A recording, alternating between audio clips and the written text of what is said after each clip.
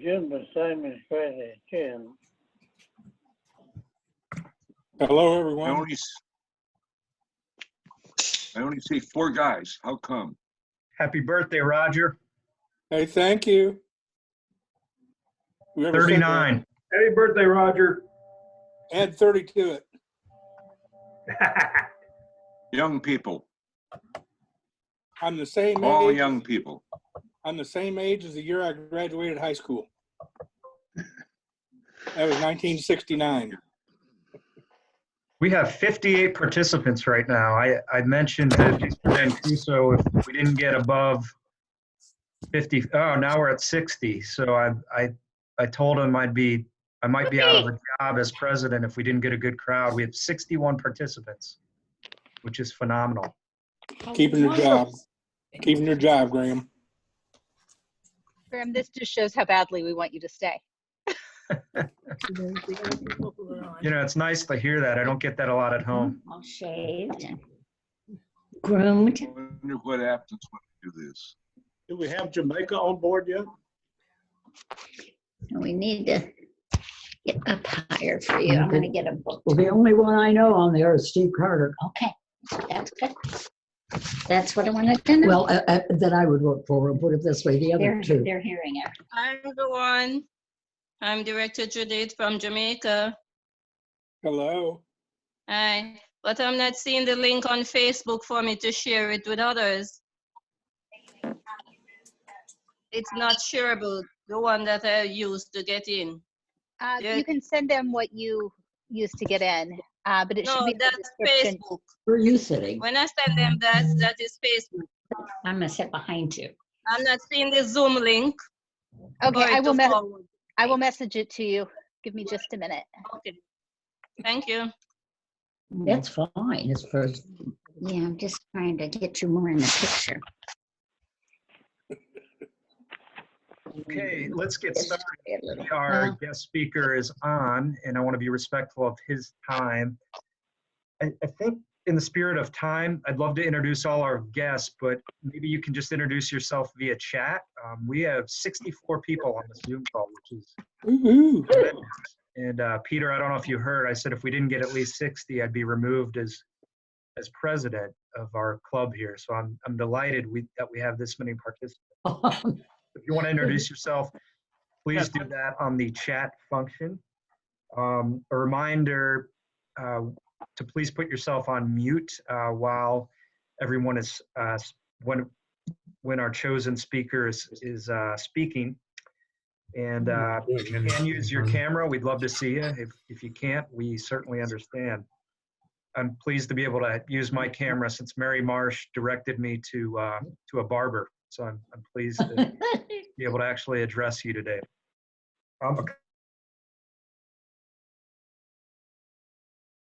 Unfortunately was canceled in June.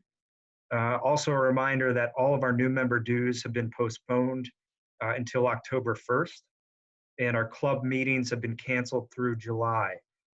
Appreciate Trina and Taylor. We actually have speakers for you up through July. So we've got a full roster and some really good speakers coming your way.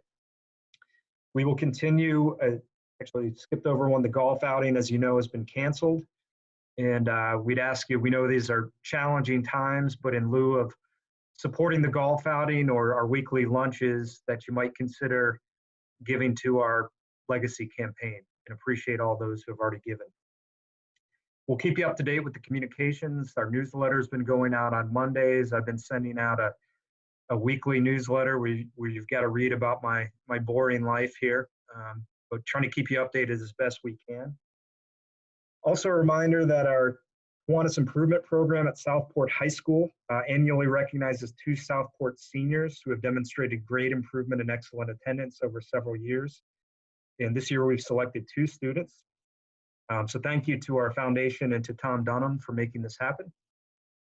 And finally, again, please, we have so many guests on here. We got 65 right now, which is tremendous. Before I turn it over to Mr. Mancuso, I'd like to call upon Nicole Zellers. She is the 2020-2021 District Governor for Circle K International, member of the Circle K Club at IUPUI, and a 500 Festival Princess, and she's going to briefly speak on what Circle K is doing right now across the district. So Nicole? Yeah. Hi, everyone. Thank you so much for having me today. I am really excited to talk about what Circle K has been up to for the past year and what the district board has been planning for the year to come. But first off, I want to say thank you all so much for your support of all of the service leadership programs around the state, not just here, but you guys have made a difference all over the place. I know Emily's here from the Butler Circle K, Sarah's here as well with me from the district board and from IUPUI. And we just want to say thank you. Without your support, we couldn't do what we are doing right now. But just a little bit about what we did the past year under Governor Riley May. We were able to bring back 3 clubs from inactive to reactive. And we are so excited to have that again. Purdue Northwest, Butler University, as you all know, and about 3 weeks ago, Indiana University's club was also reactivated. So we're excited to now have 14 active clubs on our roster, and our lieutenant governors are currently working really hard to get in contact with those that have been suspended the past year or are currently inactive. So we're really excited to hopefully bring those back. We're currently focusing on Indiana State and Hanover and Ivy Tech Southwest down in Evansville to try and bring back those active clubs again. So one of our biggest goals for this year is to develop a strategic plan. This is going to focus not just on our membership, but on succession planning, service, leadership, financial, all encompassing really, to try and make sure that we're able to build the best Inky that we can, the best Indiana district for Circle K, so that when we pass that off to the next district board, they can clearly see what we've been able to work on, what they can work on, and what they can pass along to the next board as well. And big part of that is our Kiwanis family relations. We know that by building those really strong bonds with Key Club, we can hopefully build our membership within Circle K. And by really strengthening Circle K, hopefully those members will also transfer up to being Kiwanians once they graduate and become what we like to call full-time adults. So we're really excited about doing that. I've been working with the Key Club Governor, Cheyenne, to try and get a graduation call going with all of their seniors to congratulate them on their hard work, celebrate with them a little bit, and invite them to be a part of Circle K wherever they end up next year. Because right now recruitment has started to become a big thing for us, being worried about recruitment this fall if institutions are not back in person. You know, if we're all online, how are we going to recruit? It's not as easy to do it when we're all virtual. So we're trying to work on developing those relationships now to hopefully get that going in the fall, and hopefully working with the international board as well to develop some resources for clubs to have, should that be the case and should we actually need those. One other big thing that we're working on, that we're really excited about, is our Kiwanis family map. And past Governor Mackenzie Quinn, current member of the Broad Ripple Kiwanis Club, has started this for us. But we have Google Maps that overlay. We so far have it for Key Club, Circle K, and Kiwanis, but it's broken down by district, or not district, division. And you can see where all the clubs are in relationship to you. We're hoping to do this to maybe build the bonds between the different branches of the Kiwanis family, and also help build inner clubs up. So as clubs are able to see, oh, this person's near me, maybe we can invite them to this event that we have going on, and build those bonds to try and make sure that our clubs aren't just stand alone by themselves at their institution, but know that they are connected to a greater family, a bigger family that cares for them and wants to see them succeed. So those are some of the biggest things that we have going on. Obviously, we're always trying to build up our membership. We have a goal of getting 300 members this year. We're well on our way to that right now with getting IU recently reactivated as of about 3 weeks ago, working on developing resources to send out to our clubs, like recruitment and retention kits, so they can have those when they're going tabling, or if they need practice, how do I talk to someone about joining Circle K? What's a way that I can invite them, things like that, different ideas. So we're really excited to work. I have a phenomenal board under me. Sarah Lee, our district treasurer, is here with you as well. We have a couple of people from IUPUI, a couple from Indy, Butler, Indiana University are all represented on our district board. And this coming Sunday evening, we actually have applications due for 2 of our lieutenant governor positions and our event coordinator position on the district board. And we're hoping to have some more applications for that and see who else will be excited to welcome onto our team. So if you have any questions, I'd be happy to answer them. I don't know where we are time-wise, either now or later, or if you'd like to private message me, I'd be happy to answer them. Yeah, and I'm going to ask, in the spirit of time, that you private message Nicole, but appreciate the update and love the good work that you're doing. At this time, I'm going to turn it over to our speaker today, but I'm going to give a little bit of an introduction. And I first became aware of Peter when I attended the convention last year in Orlando and was just really impressed with the speech he gave in the election. I did vote for you, by the way, Peter, for the record. There was a little drama. I think we had to go to 2 or 3 votes, but just really impressed with his background, the speech that he gave, and I think we're pretty fortunate that he's serving. He's got a lengthy bio that I'm going to try to condense here, but Peter Mancuso of North Belmore, New York, was elected to a 1-year term as vice president at the 104th Annual Kiwanis Convention in Walt Disney World in June of 2019. He was also elected as a trustee of Kiwanis International at the convention in 2016 in Canada. He's been a member of the Kiwanis Club of East Meadow for 32 years. He's past president of the Kiwanis Children's Fund. He served as distinguished governor of the New York District in 2003-2004, distinguished lieutenant governor from 1996 to 97, and as a past distinguished president of his club. He's been honored as Kiwanis of the Year by his club and division, and chaired numerous club, district, and international committees on outreach, growth, finance, and leadership, among others. He is a Diamond Level George Hickson Fellow, Diamond Level Walter Zeller Fellow, and Centennial Award and Table of Honor recipient. He holds life member status and belongs to the Kiwanis International Foundation Heritage Society and Leadership Society.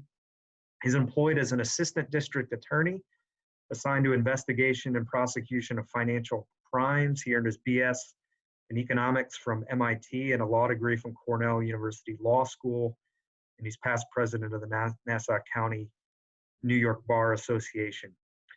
So before I introduce him, I actually reached out to him on LinkedIn. I messaged him, and I'm thinking, probably be lucky to get any response. And within, I think, 30 minutes, he responded and said, I'd be happy to speak to you. And we now are up to 71 participants. So Peter, we're honored to have you, and I'll let you take it away. Thanks very much. First of all, thank you for inviting me to participate today. I enjoy the opportunity. I wish you all well. I hope everyone is enjoying good health. And Graham, I appreciate you reaching out to me for this purpose. I also want to compliment Nicole on the work that she's doing as governor of your Circle K. It sounds like good things are happening there in difficult times, and again, wish her all success and good luck in that. I've been asked to talk about a number of subjects, and I've been told that 15 minutes wouldn't be too long. If 15 minutes works for you guys, that's what I'm going to do. If you want it to be less, you let me know. However, be aware that I'm aware of, and I've seen the list of the number of participants in this call, including, I noticed Greg Beard, one of our international trustees. I saw Jeff Otis on the line, and I'm going to be watching carefully to see who drops off this call in the next 15 minutes. And I will make a list of that, and you can expect, those who drop off the call can expect to hear from me later on. So let's get into the subject matter a little bit. First, I was asked to talk about how COVID is impacting Kiwanis, and you heard some of the ways that it's impacting and what Graham had to say. Yes, we have canceled our convention. Health and safety come first, and it was pretty obvious, sad but obvious, that decision needed to be made, and we made it. In lieu of a convention, we will have, pursuant to our bylaws, an international council meeting. The international council meeting hasn't been set yet. The structure, the date, we know who's on the international council. That'll be the past presidents, the past international presidents, the district governors, the international board trustees, the president of the European Federation, and the chair of the Asia Pacific Conference. They'll all be participating. They will be the ones who will be electing our officers. It's unclear whether we're going to have any bylaw amendments considered by them. There were several that were going to be presented at the convention. But I expect that in the next week or so, the International Board will be hearing back from staff as to their recommendations as to how and when and where we structure that international council meeting. So stay tuned to hear more about that. We've also, as was mentioned, waived new member fees for existing clubs for the remainder of the year.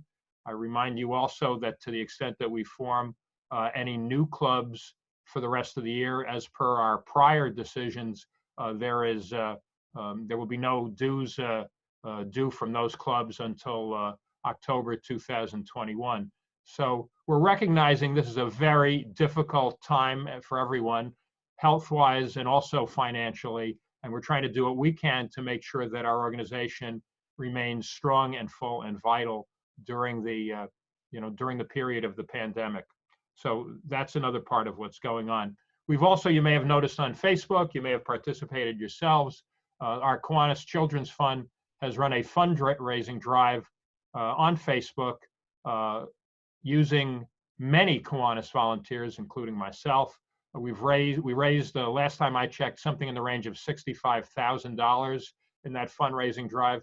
It is intended to provide for the needs of children, specifically related to needs arising from the COVID-19 pandemic.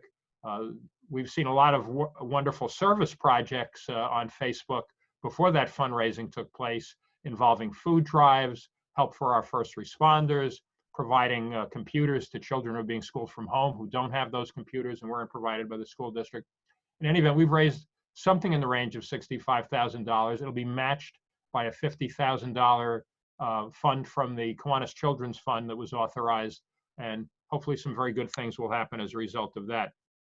I should also mention that we have been running, KI has been running a Lunch with a Leader series on Wednesday afternoons at lunchtime, which are intended to these different service projects that clubs can undertake, notwithstanding the limitations that the pandemic has put on us all, some of which we're now seeing to start to lift around the country and around the world. Final thing I should mention, I don't know whether it's been publicized to any extent, but you should be aware that in order to avoid laying off members of the Kiwanis International staff, there has been a 10% pay cut that was voluntarily entered into at the behest of the staff to major parts of the staff to try to keep people from having to be laid off in what we anticipate to be a down revenue situation. It was a down revenue situation to begin with because we were actually well below the revenue estimates of our budget at the beginning of the year. Of course, the pandemic just makes matters worse. Something that's good that's come out of the pandemic, you always try to find something good in horrifying situations. Something that's good that's come out of the pandemic has been a greater use of communication platforms by all members of the Kiwanis family. This isn't news to our key clubbers. It's not news to our Circle Kers. It's not news to our staff, which is working from home and very productively, by the way. But it's news to a lot of the rest of us that tools such as Zoom, GoToMeeting, Skype for Business, can make it possible for us to do what we're doing right at this very moment, which is to meet electronically, to maintain a social relationship, to conduct our business, and to provide for, to plan for the future and to plan for what we're going to be doing when we can all be face-to-face and we can engage in true hands-on service again. And hopefully there are going to be a lot of people and a lot of Kiwanians who are going to feel comfortable using this medium as a great supplement available to us. And hopefully there are going to be a lot of Kiwanians who are not able to attend our regular meetings because of age or infirmity or because of bad weather, who will find that this is a tool that lets us reach out to them more frequently than we do. And hopefully also there will be a lot of potential Kiwanians, prospective new members, who will, younger people, who will be comfortable, have already been comfortable with use of these media, and will find it to be a conducive way to be a member of our organization. So something good can come of this. Let's hope something good does come of it. That's pretty much everything that I was going to talk about in the area of COVID. Before I move on to anything else, does anyone have any questions or any comments that they wish to offer regarding that subject? If not, I'll move on. I don't hear anything, and I don't see anything in the chat box, so I think I'm going to move on. I also want to talk to you. I was asked to speak to you about the subject of my goals as vice president. And I have to tell you that my major goal as vice president is to be as supportive as possible to the president, Daniel Vigeron, in pursuing his goals. And beyond that, serving as president-elect next year, to be supportive of Art Riley and his goals as president. I think that's the first task. I think the second task is to offer good advice and counsel at our board meetings, and to make sure that every decision that I make and every vote that I take cast in a board meeting is done to advance the needs of our clubs. Because the bottom line is that everything we are doing at an international level and an international board level has the purpose of supporting our clubs, of advancing the goals of our clubs, to facilitate our clubs in what they are doing. And that's certainly on my mind every time I vote on anything. But let me mention also that there are a couple of things in progress right now that hopefully will bear fruit in the next year, year and a half. There are a number of different task forces and working groups that are looking at different parts of our organization with an eye toward the future. There is something we call the Key Club 2.0 Committee. It's studying Key Club from the point of view of what is in the best interest of our Key Clubbers and our Key Club organization going forward. There's a similar group that's forming with regard to CKI out of our Board Service and Partnerships Committee. There are working groups looking at membership in all of its aspects: growth, retention, education. There is specifically a leadership and education committee that is formed. All of these are volunteer committees. All of these are supported by staff. And we're expecting to see in the next, as I say, in the next 6 months to a year, we're expecting to see some recommendations from those committees coming before our international board and before the appropriate boards as to how to move forward and to how to plan for the future in these areas. I also want to mention that one of my roles as vice president is that I am the chair of the Kiwanis Youth Programs Board. Maybe some of you don't know what the Kiwanis Youth Programs Board is. I certainly did not before I became a trustee. We have a separate 501c3 charitable board that is charged with responsibility specifically as to the 501c3 eligible programs, service leadership programs. And the largest one of these, of course, by far is Key Club. Circle K is not a 501c3, and it is actually it actually flows through our Service and Partnerships Committee. But with regard to the Kiwanis Youth Programs Board, one of my goals for this year has been to restructure our Kiwanis Youth Programs Board. The board as it exists now consists entirely of the membership of the Kiwanis International Board. There is no separation, there is no daylight between the two. And one of my goals has been to structure a more professional board that would have components in it that have counseled Circle K, that have counseled Key Club, that represent leaders in the fields of education, leadership development, youth protection, which has become so important to our organization. And we have been engaging in a process in our Kiwanis International Board to structure that board. And I expect in the next several weeks or so, we'll be considering a proposal to bring those kinds of elements to the board in a greater quantity than they exist now, which would also have the effect of separating out liability for Kiwanis Youth Program activities to some degree from Kiwanis International activities, which we perceive to be a desirable function. A couple of other things I should mention that I have been involved in both this year and previously during my time on our Audit and Finance Committee, of which Greg Beard, who is on this call, is currently the chair and has done a wonderful job this year as the chair. We've gotten involved in things like approving a prorated dues proposal, so that come October of 2021, dues will be prorated, international dues will be prorated, which should have the effect of preventing or making it unattractive to clubs to hold members at the end of the year, so that they don't have to avoid paying twice for dues in the short term for the current year and in the full term for the next year. The prorated dues proposal will remove the incentive that clubs have to do that, which is not in the best interest of Kiwanis or our members. We've also, this year, we're putting an end to the practice of allowing new clubs that are formed to go through 2 administrative years before they pay any dues. There's been no sign that that was an effective, any more effective in causing new clubs to be formed than the means and tools that we've been using previously. So, these are some of the things that have been going on at that level. I have a couple of minutes left, and I'll just, share a couple of minutes as to my thoughts about where we might be going forward, and the things that are of personal interest to me as I devise my own plan for what to emphasize in the year that I serve as president, which will be 2021, 2022. Obviously, membership will continue to be of prime importance. It may be of more importance than ever, depending on how we come out of the COVID era. I think we've learned some things in the past few years. We've had some good growth years in terms of new clubs in the last couple of years. We've had a marginal effect on our membership, but I do think we've learned some things about how we need to go about focusing on membership and focusing on opening new clubs in the future. One of the things I've learned is that we need to focus more on the value of the club experience.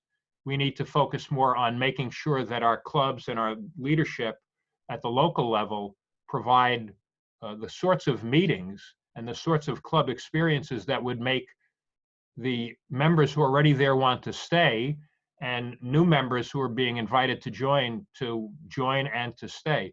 We need to spend some time and energy focusing on that.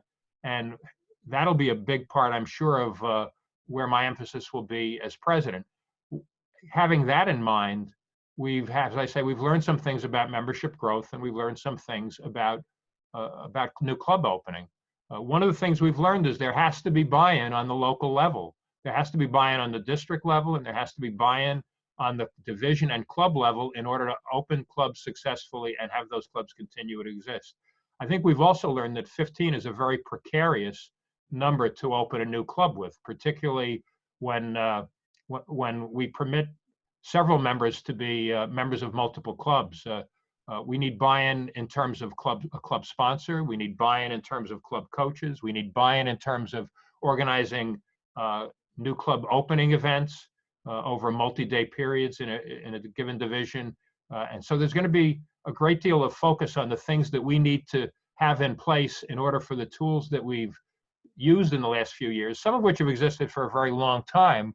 There needs to be, there's going to be quite a bit of focus on having everything in place so that we can have a successful experience, so that we can also speak out to the needs of clubs in the middle range that need some revitalization themselves, and that and that clubs in the lower range of membership, with the determination of what represents the best use of our time and resources to develop as great a net membership as possible. Net membership is what we should be focusing on in this regard. Net new club building is what we should be focusing on. If we open 400 clubs and lose 200 clubs, that is not really serving our needs in the way that it ought to. So you can expect to hear a lot from me, as you do from every president on opening, but you can also expect to hear quite a bit from me on the need to understand why these things are important and to make sure that there is local buy-in if they're really going to be successful. So that's one area that I'll be focusing on. With regard to service, we serve the children of the world.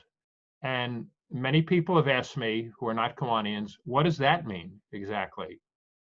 So is that happy, healthy, safe, and loved? Is that Key Club? Is that YCPO, Young Children Priority 1? Is it all of those? When it becomes everything, does it become nothing? Now, my own interest is in developing tomorrow's leaders, which is going to pretty squarely bring us into things like Key Club, especially Key Club, Circle K. But when I look at service projects, I'm looking at it largely through the prism of service leadership and enhancing our service leadership organizations and developing a leadership curriculum well beyond what we have right now. And that's something we're beginning to work on. Staff is working on it. Our volunteers are working on it. I hope that within, again, the next 6 months to a year, we'll be along the way to developing a leadership curriculum that enables us to attract partners, business partners to whom it would be useful, that enables us to have a greater entree into schools that some of which do not particularly welcome us right now, that makes us more competitive with other similar service organizations that have now moved into the school system, and that perhaps even can be offered as a source of non-dues revenue for our organization, because I wouldn't see this as being restricted to our own service leadership program membership. So that's something I'm looking forward to seeing develop, and hopefully something that we will be able to put in place and emphasize during the year that I serve as president, about a year and a half from now. Last thing I'll mention, I can mention a lot of other things, but I'm sure time is up. So the last thing I'll mention is that our Kiwanis Children's Fund needs our support. I hope and expect that at the end of this year, as planned, we will declare victory in the Eliminate project and conclude our involvement in the active phase of it. I have no doubt that we will continue to receive funds, both from our contacts in the federal government and from clubs that have adopted this project and fallen in love with it. Each of these things happen with iodine deficiency disorders. I don't doubt that we will have sustainability phase for this project, as we still have for iodine deficiency disorders, IDD. But I do think it will be time to move on and to focus on more general needs of our foundation, of our children's fund, hopefully ones that speak to the areas that I just mentioned: helping our key clubs, helping our Circle K, helping our clubs provide service to children, helping in the area of leadership development, and helping in areas where service represents the potential to form new Kiwanis clubs. I'm also a Key Club Alumni Association strictly for the purposes of fundraising. We have danced around with alumni associations for Key Club and Circle K. They exist at the district level in some places. I see great potential to having a Key Club Alumni Association that contributes significant amount of funds from very successful Key Clubbers who have moved on to adult positions of responsibility, fully adult positions of responsibility, and who would be interested in funding grants through our Kiwanis Children Fund that go to the benefit of Key Clubbers and that go to the supportive leadership development. So those are the things on my mind. Those are some ideas that I'll be focusing on and developing as I plan to serve as president in the 2021-2022 administrative year. And beyond that, thank you for everything that you do and have done to support our organization. If anybody has any questions that they want to address to me at this time that fit into your time constraints, I'm happy to do so. If not, I can look in the chat room. You're always welcome to contact me personally. I'll give you my email address. It's mancuso917, MANCUSO 917 at AOL.com. And I look forward to hearing your thoughts about any of the things that I've expressed today. Thank you. Thank you, Peter. That was terrific. We do have plenty of time right now. And so let's see, why don't we, I think maybe it might be easiest to do questions via chat. And so I'd encourage you to go ahead and pose questions. And Peter, I can be the moderator here to ask these of you. Okay.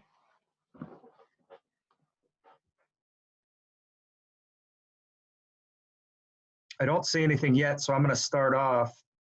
You know, retention is such a big deal for clubs everywhere. That's a big deal for our club in Indianapolis. You've been a Kiwanian now for 32 years, and you've had a busy career, family life, and I'm sure at some point, you know, during that journey, you thought, you know, gee, I may not be able to be a member of Kiwanis. So I'd be curious what aspects kept you going as a Kiwanian, and then the second question, maybe a little bit more lighthearted.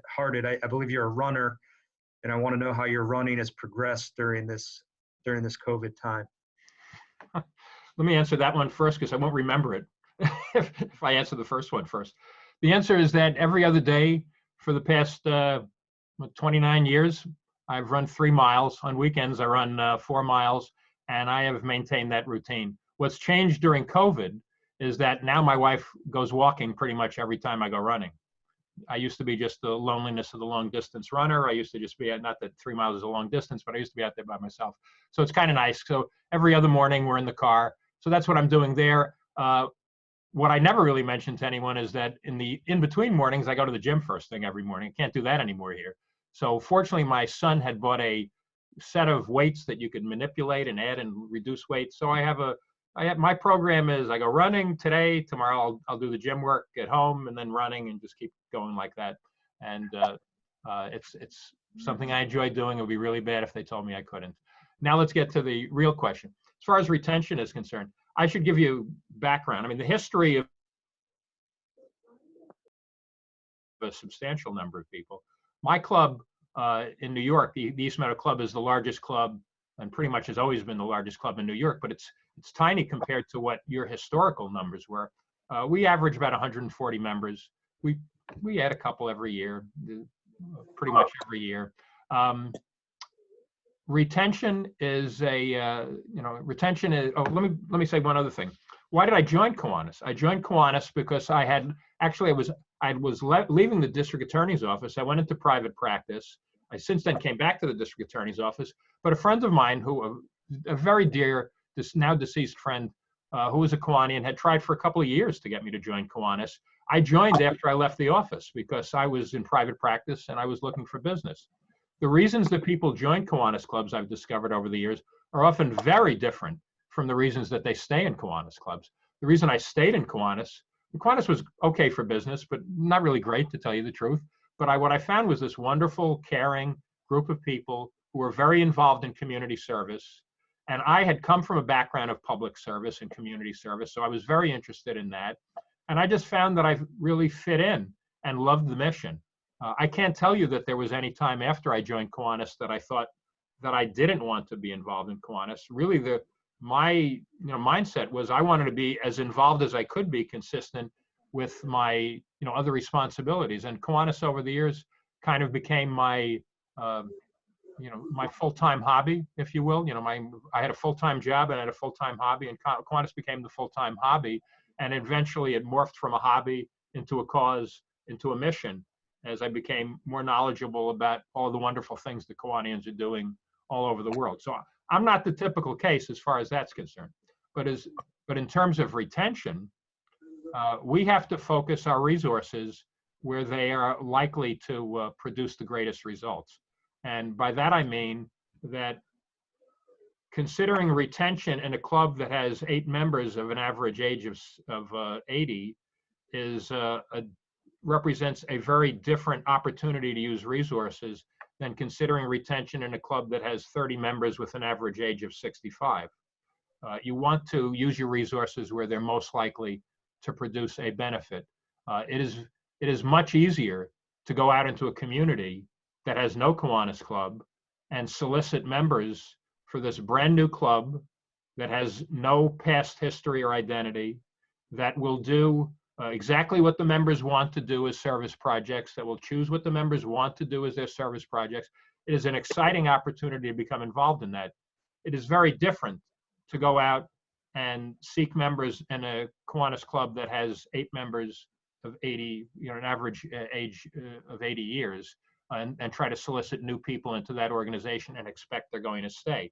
So in terms of retention, first of all, the club has to take a good look at itself and see whether it presents the kind of environment that new people who aren't historically attached to the club are going to be interested in becoming involved in. It has to first do that. And then secondly, it has to act, while it still has enough resources, to conduct membership campaigns, to invite people into meetings, to go out and solicit members from businesses in the community, just like you would do if you were opening a new club. It has to act before it's too late. Those are, to me, the most important aspects of membership retention. I can also envision situations in serving as president in a year and a half where we might decide that the best use of resources at the KI level with regard to a particular situation might be to help a club that has 30 members conduct a membership campaign than to go into a community that has, no business prospective members there, or that has a recent unsuccessful history of a Kiwanis Club. We might decide that it might be more beneficial to use resources to help the club with 30 members. So, it's going to be a kind of a case-by-case thing as far as I'm concerned. And we're going to keep staff busy if Jeff is still on this phone call. Great. So this is a really interesting question that I'm curious to hear about from Jeff Oates. Peter, I understand a movie was recently released that you were involved in professionally in real life. So can you touch on that one for us? Yeah. Yeah, I laughed because I saw the question just before you read it. Well, thank you very much for that question, Jeff. A movie appeared on home box office 2 weeks ago entitled Bad Education. And it is the story of Frank Tassone, the superintendent, the extremely successful superintendent of schools of a school district on Long Island, who turned out to steal several $1 million from the district. And it turned out his assistant superintendent for business, a woman named Pamela Gluckin, stole twice as much as he did from the district. And her niece stole about $750,000 from the district. All in all, they stole about $7.7 million over a period of years from this extremely successful school district. And when I say extremely successful, I mean successful in placing children in the very best and finest of colleges. I was the prosecutor on that case. And in the course of that case, numerous people went to jail. By the time it was all said and done, $6.6 million in restitution had been recovered. And that was made into a movie. Hugh Jackman, to my chagrin, played Frank Tassone, the superintendent of schools. I mention it's to my chagrin because when I first heard they were making this movie several years ago, I just naturally assumed Hugh Jackman was going to play me in the movie. No, not only did he not play me, but I was not really in the movie at all. I'm told I haven't actually seen the movie myself because I don't get HBO. And I knew enough about the movie to know that it was divorced enough from reality so that I didn't feel motivated to go out and get HBO. But there is one scene apparently where a tough-nosed prosecutor tries to break Frank Tassone. Well, I was the prosecutor who, what's the proper word? Who induced Frank Tassone's cooperation with the investigation. And it wasn't by being, sharp as a razor with him. It was because I had all the evidence and there was really no place for him to go. So anyway, that movie was on a couple of weeks ago. I hope any of you saw it, enjoyed it. Eventually, I'll watch it when it makes it to cable TV or commercial television. And the other part of the story that's interesting, an interesting divergence from reality, was that in the movie, the crime is broken by a student at the high school. The movie was actually written by a screenwriter who was a middle school student in that school district at the time that this was taking place. And I can tell you that having spent, hundreds of hours on phone calls with everyone in the world from that school district, not once was there any contact with any student from the high school there. No offense to any students who may be on this call, but so it's a nice movie, but it jumps away from reality in a lot of ways. And I'll jump away from that question now. Great. It looks like we've had some folks who've seen the movie. And they give it a, what's it, 5 I heard it's a pretty good stars. movie. Yeah. So we've got another question about your thoughts regarding how to improve the transition of Circle K members to Kiwanis clubs. Yeah. I think we need to do a better job of tracking Circle K members as they leave college to find their ultimate destination. And a Circle K alumni association can be useful in that regard. But I think we also have to recognize that soliciting and inviting our Circle K members to join our clubs may not be something that receives an immediate response from them. They may be adjusting to the business world. They may still be in graduate school. They could or could not be in Circle K in graduate school. They may be beginning a family. They may have other responsibilities. So I think what we need to do is to provide a warm and inviting environment for them to join. Some will join immediately and become fully involved, but we also need to understand that some just are not going to be able to do that for some years, and that some who take advantage of the opportunity that is presented to them are going to find that it's an environment different from the one they remember in college, from the one that they remember in Circle K, and they're going to have to adjust to a new group of people in a different sort of environment. So, so I guess the short answer to that question is we have to try to track them, we have to invite them, we have to continue inviting them, we have to understand that their circumstances may change over time, and that should not discourage us from continuing to invite them. I know that we have the Circle K governor, Nicole, on this call. I certainly would invite her to make any comments that she wishes to make at this point, or offer her thoughts as to how we might do a better job. Obviously, my experience has been that we do a better job of in having Kiwanis members who have a former affiliation with Circle K than I think we do Kiwanis members who have a former affiliation with Key Club, though some of them become involved in spectacular ways in other service organizations, including leadership positions. But Nicole, what would you like to add to that or subtract from it? Yeah, well, I completely agree with everything that you're saying, Peter.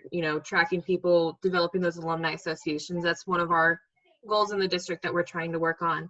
But really building the relationships that we have with our clubs currently so that they can sort of see what the environment of the Kiwanis Club is before they even get to that point. And maybe helping them understand that, many of the Circle Kers see Kiwanis clubs as people that are a generation or two older than them, but that these younger voices will also be welcomed and can make a difference in that Kiwanis club, even if there is a bit of an age gap there. I think that's something that's really important that we ought to keep in mind and try and build those connections, make those relationships, and let the young people know as they're going into a position where they could become a Kiwanian that they'd still be welcome even if there's an age gap. Thank you, Nicole.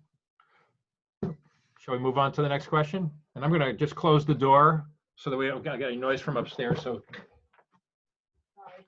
Do we have any other questions? I'm not seeing any, although I see a comment that traditional clubs might switch to a 3-2-1 model to attract Circle K. But any other questions for Peter?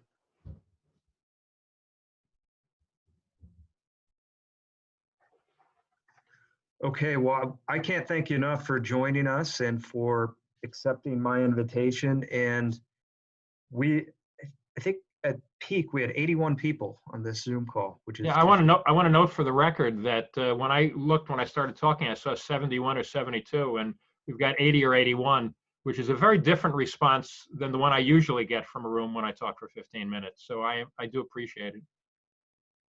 Well, we appreciate you, and in your honor, we're going to be making a donation to Teachers Treasures.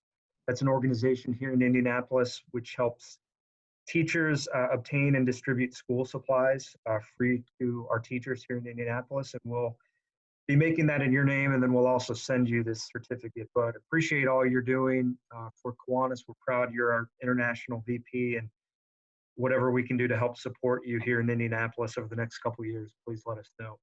Thank you, and thanks for the donation, and good luck with all of your activities, and good luck emerging from COVID. Thank you. Next week, our Zoom meeting, we will have 3 of our own, Mike Halstead, Jason Burke, and David Young, speak about architecture and historic preservation in Indianapolis. So you'll be sure to join them. I know we'll have at least 80 to listen to those fine gentlemen. Then lastly, you are welcome to stick around. We're going to do something new. We're going to stick around for a few minutes and open it up for chat, socializing, networking. So feel free to stick around here.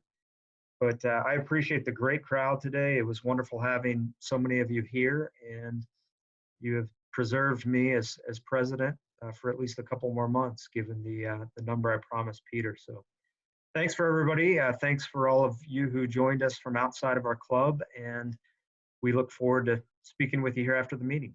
Take care now. Hi, Graham. Have a great day. I will stick around if that's okay. Absolutely. That way I make sure nobody says anything about me. It'll all be good.